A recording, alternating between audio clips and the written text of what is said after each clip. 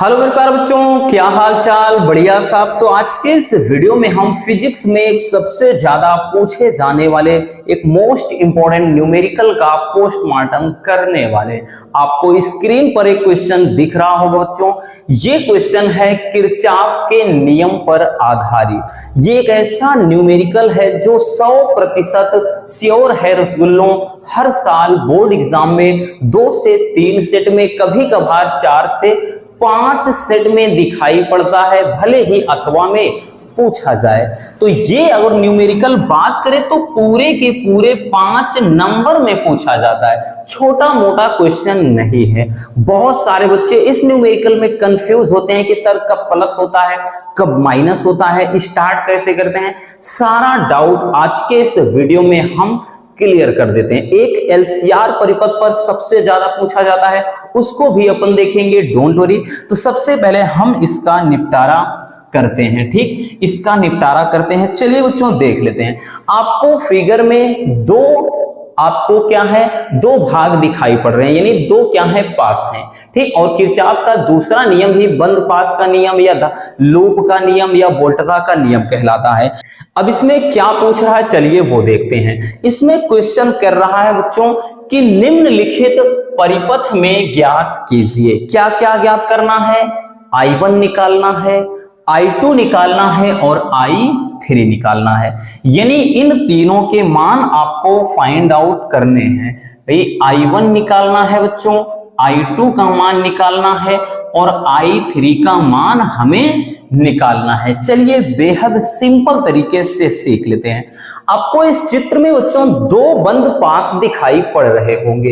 एक बंद पास ये है और दूसरा बंद पास ये है।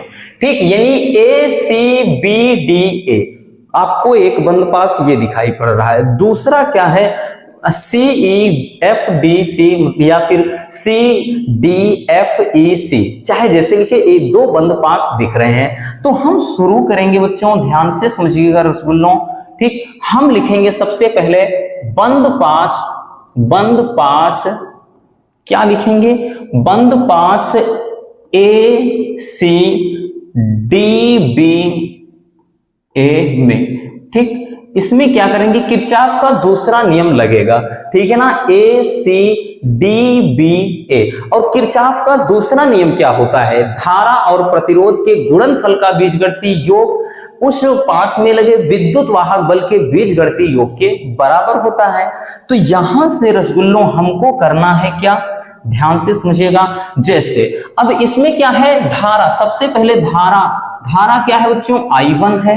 तो हमने लिखा I1 गुणे प्रतिरोध क्या है, इसमें प्रतिरोध है 1 ओम, तो हमने लिखा 1 ओम।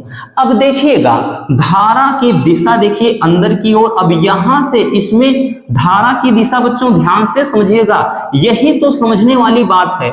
ये धारा की दिशा इस तरह से आ रही है, ठीक, यहां पर। लेकिन अब यहां से जरा गौर फरमाइएगा, ये धारा की दिशा अंदर की ओर ना जाकर, यानी ये धारा की दिशा ऐसे हो गई है। तो यानी अगर ऐसे आता, ऐसे, ठीक, अगर इस तरह से धारा की दिशा होती बच्चों, दिन हम क्या करते, बीच में यहां पर लगा देते प्लस। लेकिन यहां से धारा की दिशा विपरीत हो गई है, तो हम लगाएंगे बच्चों माइनस। और उसके बाद इस वाले में धारा क्या है, I2 है। इस वाले में धारा बच्चों I2 है। और प्रतिरोध क्या है बच्चों, इसमें भी प्रतिरोध 1 ही ओम है, तो यहां 1 लिख दिया बराबर। अब विद्युत वाहक बल क्या है, तो भाई इस वाले का विद्युत वाहक 1.5 वोल्ट है, यानी विद्युत वाहक बल, दूसरे का 3 वोल्ट है। तो हम इसको क्या करेंगे बच्चों, 3 - 1.5। ठीक, तो ये हो जाएगा। तो इसको थोड़ा सही से लिख सकते हैं, यानी I1 - I2। ठीक, क्योंकि भाई 1 का गुणा कराने से कोई मतलब नहीं है। और 3 में से हम जब 1.5 घटाएंगे तो ये 1.5 यानी 1.5 ही आएगा। इसको अपन क्या कर देते हैं, इक्वेशन नंबर 1 हम दे देते हैं। ठीक है ना, चलिए इतना समझ में आया। अब बात कर लेते हैं बच्चों बंद पास, यानी अब दूसरे वाली की बारी है। तो अब हम लिखेंगे बच्चों की बंद पास। ठीक, दूसरा क्या है, अब देखिए हमने कहना चाहे इधर से लिखिए चाहे इधर, हम लिख देते हैं CEFDC। ठीक, यानी हो जाएगा CEF। गौर से समझिएगा, फिगर को देखते रहिएगा। D और C में, इसमें लगाएंगे क्या, यानी वही किरचॉफ का नियम ही लगेगा। इसमें आप क्या करेंगे, इसमें भी वही, अगर धारा और प्रतिरोध का गुणनफल, तो भी धारा क्या हो जा रही है, ठीक, धारा क्या है, तो इसमें धारा भाई वही ऊपर I2 है, I2 गुणे, ठीक, I2 गुणे, अब प्रतिरोध क्या है, 1 ओम ही है बच्चों, 1 ओम है। अब की बार देखिएगा, धारा की दिशा ऐसी है, यहां से धारा यानी इस तरह से, इसमें देखिए धारा की दिशा यानी इस तरह से, देखिए धारा आ रही है और ऐसे तीर देखिएगा, बस तीर, इसमें धारा, तो इसलिए बच्चों हम यहां बीच में अब की बार प्लस लगाएंगे। जब इस तरह से अपोजिट हो जाए तो हमने माइनस लगाया था, बस यही आपको समझना है इस टाइप के न्यूमेरिकल में, ठीक। चलिए अब देख लेते हैं बच्चों कैसे सॉल्व करेंगे हम, ठीक है ना। अब आ जाते हैं, इसको लिखेंगे, प्लस करने के बाद फिर क्या है, दूसरे वाले में धारा क्या हो गया है, दूसरे वाले में धारा I3, ठीक, I3 हो गया, और उसके बाद गुणे प्रतिरोध क्या है, 2 ओम है, ठीक, बराबर विद्युत वाहक बल इसमें क्या लगा है, तो केवल और केवल 1.5 यही वाला विद्युत बल है, ठीक। तो यहां से हो जाएगा I2, 1 में गुणा कराएंगे कोई मतलब नहीं। I3 का मान देखिए क्या है, I3 का मान है I1 प्लस I2, और गुणे का ये 2 हो गया, बराबर 1.5 गुना करा देते हैं बच्चों, I2 प्लस ये हो जाएगा 2I1 प्लस 2I2 बराबर 1.5 हो गया। या फिर इसको हम देखिएगा बच्चों, अब देखिए यहां पे इसको लिख सकते हैं 2I1 प्लस 2 1 3I2, ठीक, 3I2 बराबर 1.5, इसको अपन दे देते हैं इक्वेशन नंबर 2, ठीक।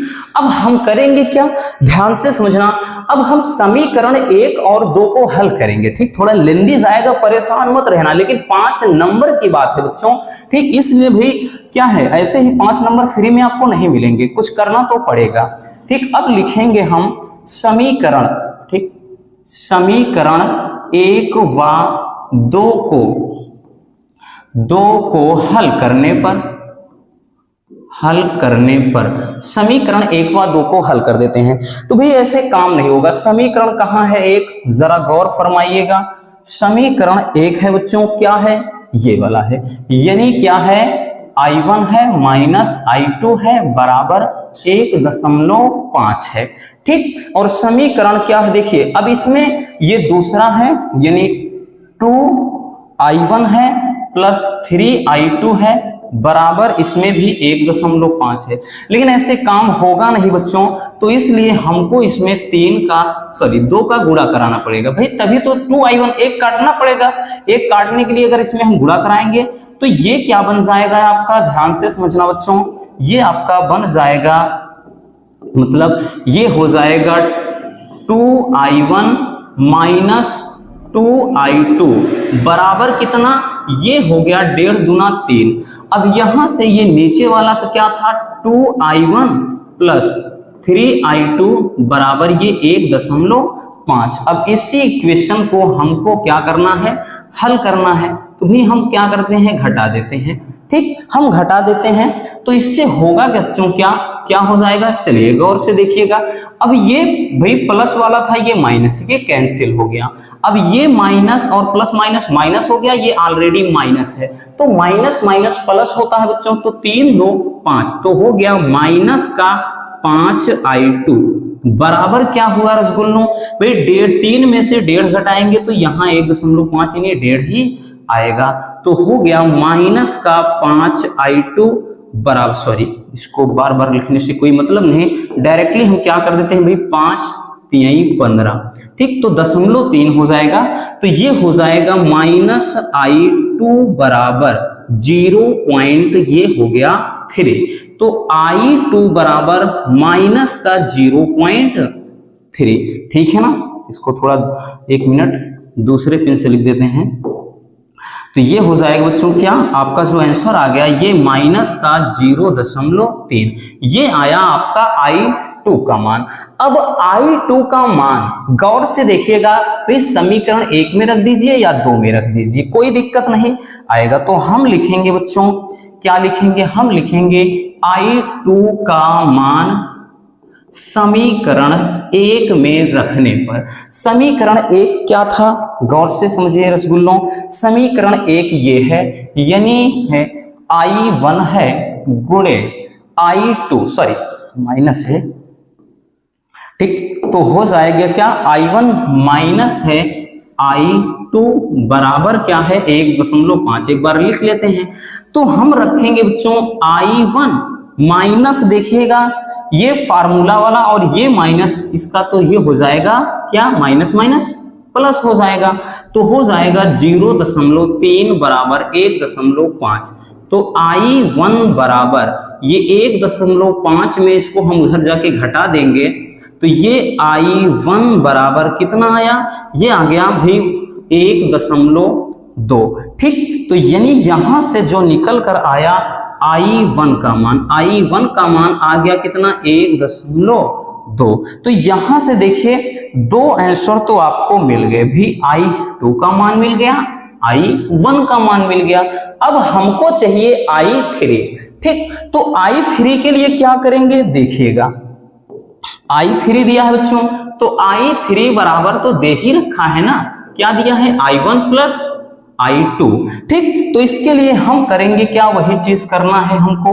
देखिए यहां पर लिखेंगे I3 बराबर, I1 का मान क्या है, I1 का मान है 1.2 प्लस I2 का मान है माइनस में 0.3, तो हो जाएगा I3 बराबर 1.2 और ये माइनस का 0.3, तो भाई 12 में से 3 जाएंगे 9, I3 बराबर कितना, 0.9।